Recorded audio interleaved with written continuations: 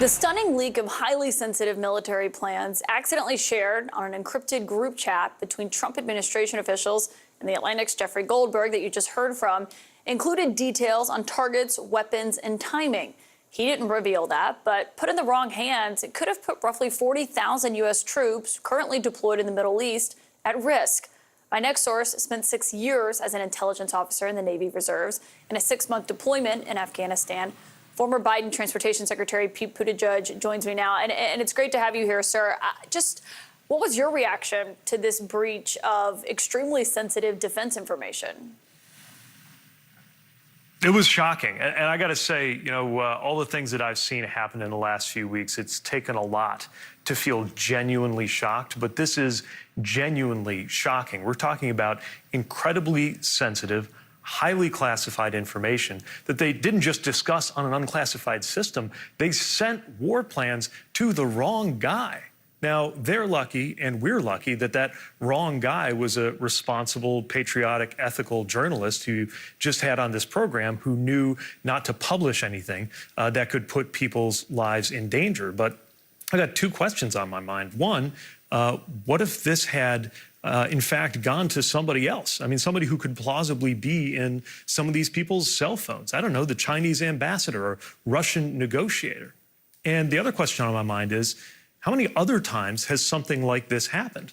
This is the one that we know about, but how many other times could they have screwed up like this in a way that puts American troops and families in harm's way?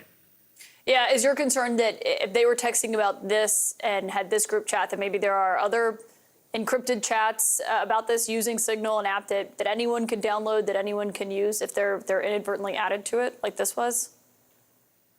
Yeah, the whole point of classified information systems is to keep classified information on them.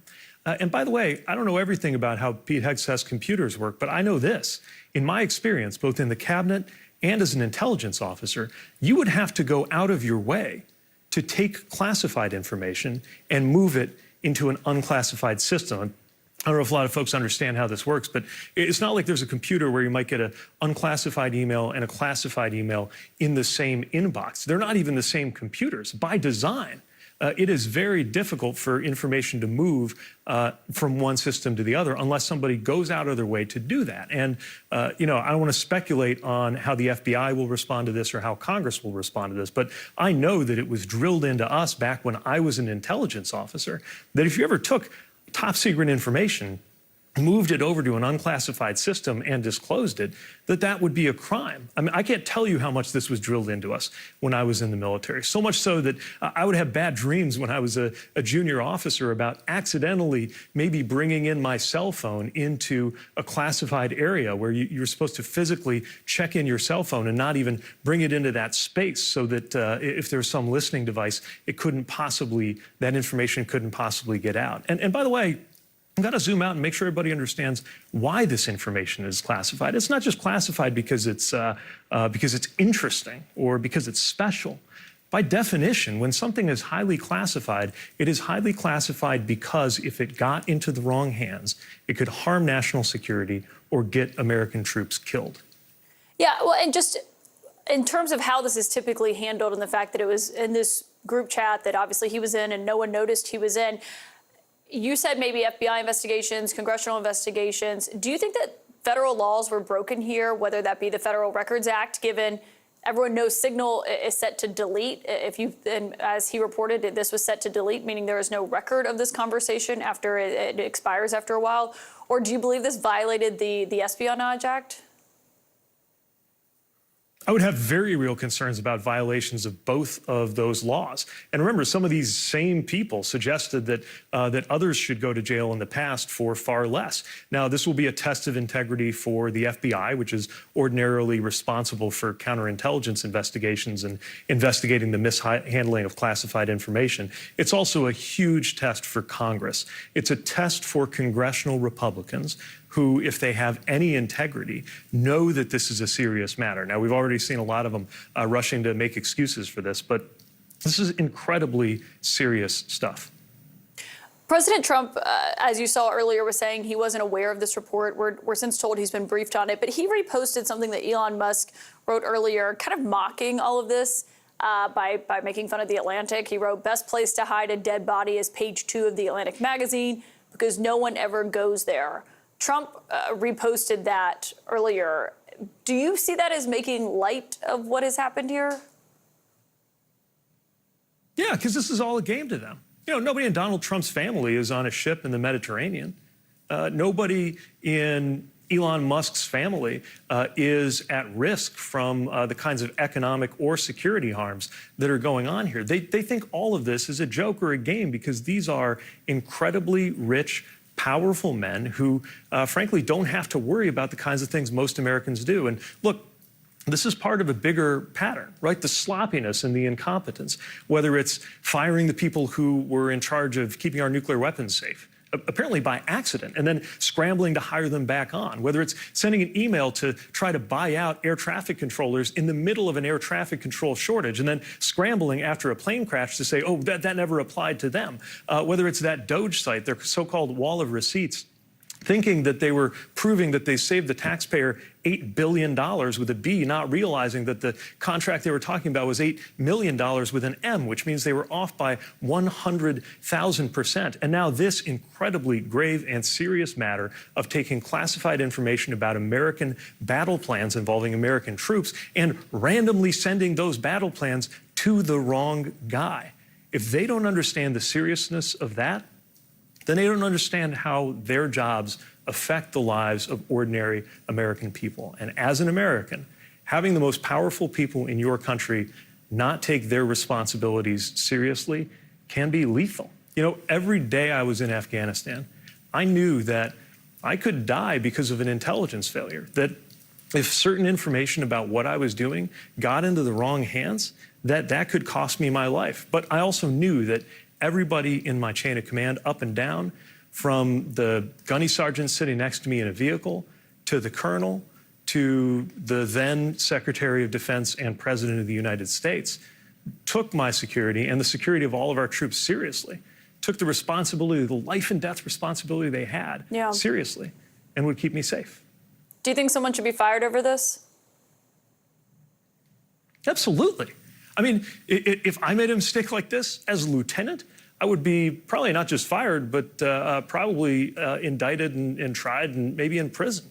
And the idea that, you remember, these guys love talking about merit, right? We hear a lot about this alleged principle that they're hiring people on merit. I think, you know, there's some questions there. I mean, you know, our current Secretary of Defense hadn't shown a lot of evidence of, you know, running a large organization, or let alone running a large organization well.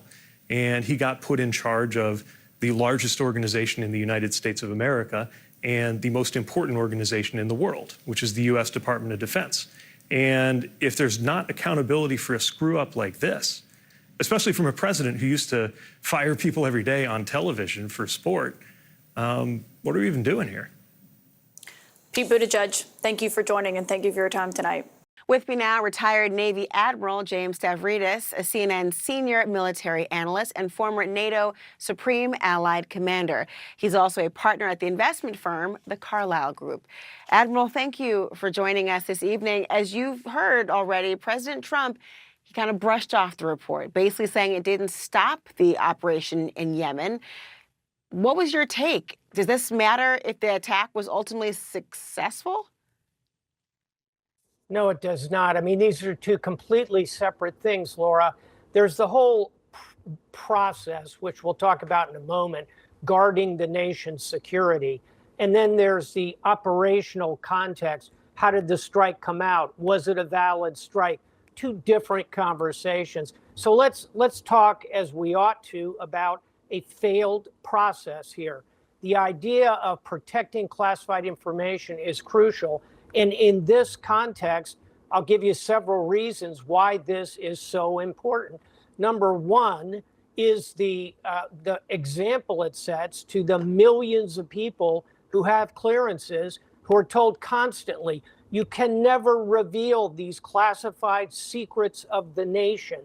So when that occurs, how do you then turn around and say, we're going to do a bunch of polygraphs in the Pentagon to find out who leaked information about Elon Musk's visit, while we are going to do nothing about the most senior members of the national security team who put classified information on unclassified circuits. So you're talking about terrible Signal example. in particular, because Signal, one official told Correct. CNN that, quote, everyone is on Signal all day and all night. I mean, all day and night.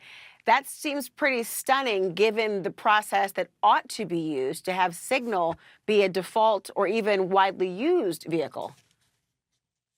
Absolutely. And, you know, having spent a decade as a four-star officer, nearly a four-star officer in the armed forces, I can assure you I've never seen anybody using an unclassified means like Signal to move information around. So it sets a terrible signal. Number two, our allies look at this and they say, I wonder if the United States can be trusted with our most advanced secrets if they're going to be leaked and put into highly unclassified settings like this. And number three, think about what we are revealing to our opponents. We've allowed them a valued glimpse into the highest levels of our national security team as they make big decisions. Believe me, it's high fives in Moscow and Beijing and Caracas, Venezuela tonight.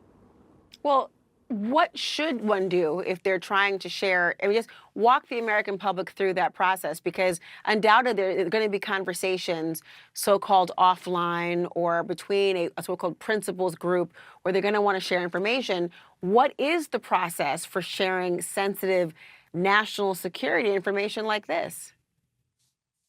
The United States appropriately has invested billions and billions of dollars in creating systems that are truly hardened. They can't be penetrated by our enemies.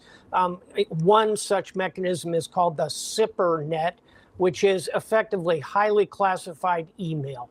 It is a common device. There are SIPRnet terminals in every secure facility. Number two, we have invested billions in creating actual classified material spaces, rooms, like the Situation Room in the White House. I had the equivalent of that in my headquarters at U.S. European Command, at U.S. Southern Command. All of our major commands and many more junior commands even have these classified spaces. Every embassy in the United States has one. So there are classified email systems, there are classified spaces to have these conversations, and we even have handheld devices that provide this level of classified protection, SIPRnet, Wow. cell phones, if you will. So I just cannot understand why this team would default to using Signal, and in particular sending highly sensitive operational documents. That was the culmination of this. Secretary of Defense Hegseth putting this on Signal. Very shocking. Sounds like you had to work to fall off this particular ladder in this way. Admiral James Stavridis, thank you so much. My pleasure. You know, I'm going to guess there's a refrain ringing in a lot of people's head right now. Butter emails. Some of the same people blasting Hillary Clinton's use of a private email server, they were also on this particular group chat. Any security professional, military, government, or otherwise, would be fired on the spot for this type of conduct and criminally prosecuted for being so reckless with this kind of information. We're going to hold people accountable. Nobody is above the law, not even Hillary Clinton, even though she thinks she is. Mishandling classified information is still a violation of the Espionage Act. It started with Hillary Clinton. It has continued without accountability. The former Secretary of State's response, quote, "You have got to be kidding me." Let's talk more about the fallout with Adam Kinzinger, a CNN senior political commentator and former Republican congressman, Mark Zaid, a national security attorney, and Eli Stokols, a White House and foreign policy correspondent for Politico. Let me go to you, Congressman, because The Atlantic reports that the defense secretary revealed operational details about targets and weapons and timing. What are the implications of that having happened? I mean, it's huge. It really is. I mean, first off, I'd like to point out that I didn't have a security clearance anymore, but 3 days ago, Trump took away my non-existent security clearance while this was going on among his cabinet. If I was still in the military and did what they did, I would definitely either be kicked out of the military or potentially even be brought up on charges, because what you have in there is a level of detail, according to the author, that went into the details of what strike packages were, when they were happening, et cetera. And here's another quick point. So I saw Olga Lautman on Twitter she did a timeline and basically came to the conclusion that Steve Witkoff was apparently in Moscow when he was added to this group chat, when he was added to the Signal chat. Now, if that's the case, you have to believe, and we were told this every time we traveled to hostile nations, that they will be monitoring your chats. They'll be monitoring what you do on your phone while you're there. And also, Russia was spying on Ukrainians in their military by exploiting a loophole in Signal. So this very well may not be a victimless crime. It's very possible that Russia had access to this through Steve Witkoff. So this is, It's obviously terrible, and I don't think even enough anger is from what we've seen from this administration. Mark, I want to hear more about what possible legal consequences there could be for something like this, given even what Tulsi Gabbard, by the way, posted on X. This was just 10 days ago, gentlemen. Any unauthorized release of classified information is a violation of the law and will be treated as such. Could someone be held legally responsible for what happened here? They could. Would they is another question. But under the Espionage Act, which is in Title 18, Section 793, going back 100 years, there are multiple provisions at which this could apply. In fact, one of them was what so many of these members who are on this text message were shouting for Hillary Clinton to be prosecuted under Section F, which deals with gross negligence. Now, it didn't apply to that situation. I'll point out the one thing where everyone holds Clinton responsible, and 10 years ago when this happened, I was repeatedly saying what a poor choice of judgment it was that she and her senior staff, who should have known better, were using this private server. But people are accusing her of destroying the emails.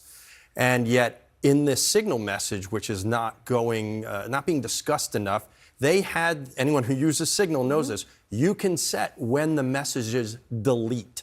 And they had set these messages to self-destruct, like on Mission Impossible for the older people out there back in the 1960s.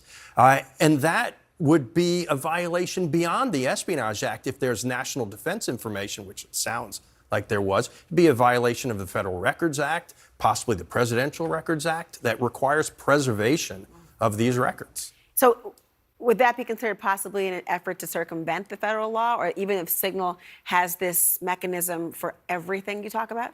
Yeah, absolutely. Now, federal workers can sometimes use their personal devices, but they're supposed to CC their work account so that the records are preserved. And we dealt with that when I did FOIA litigation, Freedom of Information Act litigation, regarding Hillary's emails, actually for the Daily Caller of all places, trying to get at what was the personal communications on personal devices regarding work-related issues. So the hypocrisy of this is just through the roof. Well, Eli, I mean, are you hearing that there is, publicly there is support for the national security team?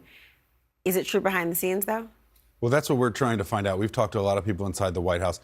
They have been sort of rocked by this as well. And people inside the White House have been having a lot of private conversations today, and those have centered on the National Security Advisor, Mike Waltz, the person who added Jeff Goldberg to the Signal chat. Now, has that chatter about him possibly needing to resign, has that reached the senior staff level? Our understanding is that, sources say that, yes, there's been some talk about that, but it's not being seriously considered at that time. He's had, strong statements of support from Speaker Mike Johnson, from other people in MAGA universe, saying that Mike Waltz is doing a great job. They know his job may be on the line here. As Trump watches the coverage, digests this, decides how frustrated he's going to be and who he personally holds responsible. Senator Kelly, this wasn't a government communication system. No one apparently noticed Jeffrey Goldberg was in the group chat. Secretary Hegseth reportedly wrote at one point, "We're currently clean on OPSEC, operational security." What do you make of this? Well, it shows just how sloppy all of those individuals on this signal chain were. And I think it's important, Anderson, to note that this was about a operational mission. And it's just incredibly sloppy. but it's also dangerous. If information on a strike against Yemen would leak out ahead of time, let's just say they put somebody else on that chain and the person decided to broadcast it widely at an inopportune time, that could put the pilots that were conducting these strikes at risk. And I think it brings up a larger question about whether are they following the rules that the rest of us live by when we handle classified information. If this incident is any indication, it looks like they do not. What normally would be the way a group like this might communicate such highly sensitive information? Well, normally you would go into a SCIF and you would do it face to face. And if you couldn't access a SCIF, there are SCIFs around the country. Let's just say when I'm in Tucson, Arizona, I use the Border Patrol SCIF that is down the street from my house several miles away. If you can't do that, there are secure systems to make a secure phone call within the White House, at the Defense Department, anywhere where these individuals normally would be, including in their own homes. When you're the Secretary of Defense or you're the National Security Advisor or the Secretary of State, they'll often set up a secure facility for you in your house so you can have these kind of conversations. It should not be done on Signal. I don't know anybody on the Intelligence Committee here that I serve on that would have anything close to this kind of conversation. Speaker Johnson downplayed this. He said that they'll tighten up. It doesn't seem like there's much, publicly at least, outrage by your Republican colleagues. Obviously, if this was a Democratic administration, this had been Hillary Clinton or Barack Obama or anybody else, it would have been a different tune. Do you expect any kind of hearings here? Well, Anderson, we have a hearing tomorrow, an open hearing about worldwide threats on the Senate Intelligence Committee. And I can guarantee you that this topic is going to come up tomorrow in an open hearing. The CIA director is supposed to be there, right? CIA director will be there. He was one of the individuals on this text chain. I think the other thing that I noticed is just the discussion that they were having over Signal. It was almost like they were deciding to order a pizza. And it's not the kind of conversation you would expect between the principals when they're deciding to commit troops to combat in a foreign country. So I was pretty shocked by, how not only that this was done on this platform on Signal, but also just shocked about the lack of depth in the discussion before sending our Navy pilots over the beach to drop bombs where there is a significant threat. President Trump reposted online tonight a comment from Elon Musk joking about this and downplaying the reach of the Atlantic, essentially saying, no one reads the Atlantic. Do you think they are actually have no concern about this, or is this just like a public face of poo-pooing this? I would expect that they're not having a great day in the White House this afternoon. This is a big deal.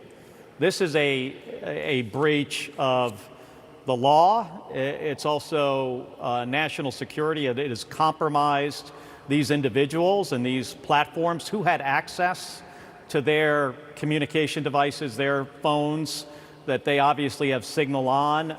Where were those phones over these days? Who can get into the rooms where they keep these devices and possibly see this stuff? There should be some form of an investigation here. Senator Mark Kelly, I appreciate your time. Thank you. Thank you.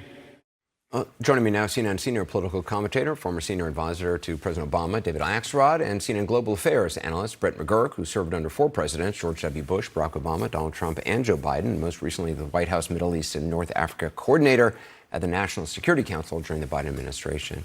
David, what do you make of how the White House, the Pentagon are handling this tonight, particularly Secretary Hegseth, who's now attacking Jeffrey Goldberg's credibility and denying any war plans were discussed?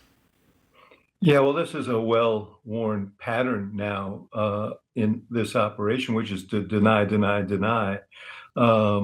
But look, Senator Kelly spoke to a couple of serious things. Anybody who served in the White House at a senior level, anybody who served as Brett has served understands the sensitivity of this kind of information.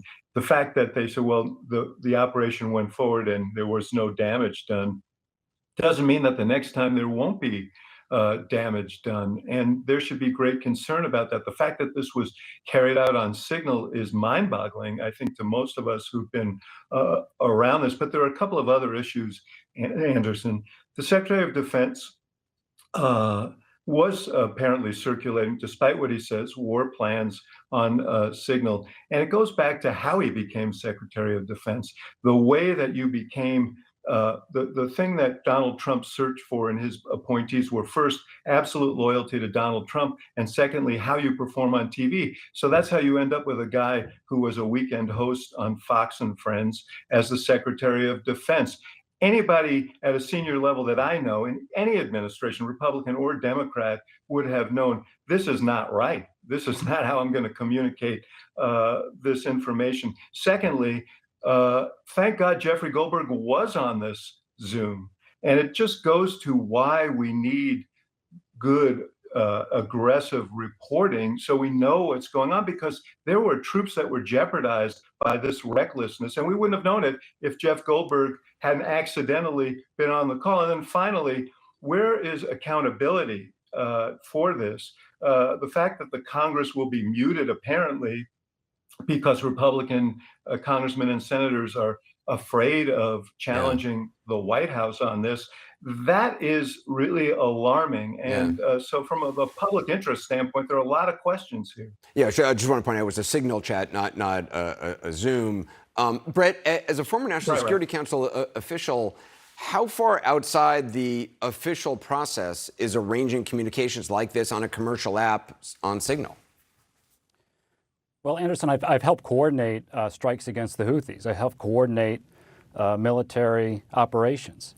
And on the one hand, I have to say that the operation against the Houthis is extraordinarily complex. And it's ongoing, I should point out also. As a military and intelligence matter. And frankly, the campaign that they are executing now was actually developed in the last administration. It's something we handed over. They're executing on it. I think CENTCOM is carrying out this campaign, from everything I can tell, with extraordinary professionalism and skill. And this is now just a massive distraction. Look, I don't know exactly what happened here, but there's no excuse whatsoever to have the timing and the targets of a military operation 2 hours before the operation commences on an unclassified system. That's just completely almost unheard of. Jamie Gangel, let me start with you because, I mean, honestly, as we were kind of ticking through this, I mean, it's hard to even know where to start. I know you have been talking to intelligence officials all day. What have you and they been zeroing in on? So I just want to say I've spoken to two very high-ranking former intelligence officials, both of whom worked for Republicans. And they both said that they were stunned, along with everybody else, that there is no defense that this could have happened and that someone should be fired. So let me just give you a couple of quotes. I asked, would you ever set up communication like this on a commercial app? Absolutely not. There's secure video conferencing. This is not the way it's done. Quote, they broke every procedure known to man about protecting operational material before a military strike. The lack of operational security and stupidity is just stunning. David Sanger. Well, it is, as Jamie and I were discussing before, you don't know whether to laugh or cry about this one, right? Yeah, there are plenty of other emojis we can put on the screen to underscore the degree of this. The laughter part is that an editor, great reporter known to us all, was mistakenly put on this list. Thankfully, he seems to be a very loyal American. Yeah, seems to be, and is. The cry part is, there is a procedure for this. There are these elaborate systems that the United States has spent billions of dollars to build over the years to deal with classified information. And if this was reversed, if it was a Democratic administration, I suspect you'd be hearing something different from some of the Republicans you've heard now. And the reason I suspect that is they rightly went after Hillary Clinton in 2016 for engaging in classified conversations over her home server and home phone. Now, Signal is somewhat more secure. It's used widely across Washington and around the world, but it's not supposed to be used for this.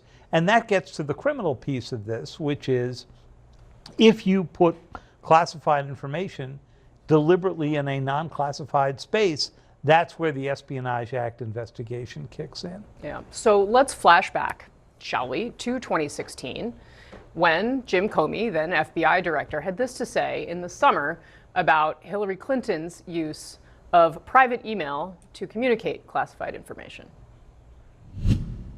Although we did not find clear evidence that Secretary Clinton or her colleagues intended to violate laws governing the handling of classified information, there is evidence that they were extremely careless in their handling of very sensitive, highly classified information. All right, so that takes us to the partisan side of the table.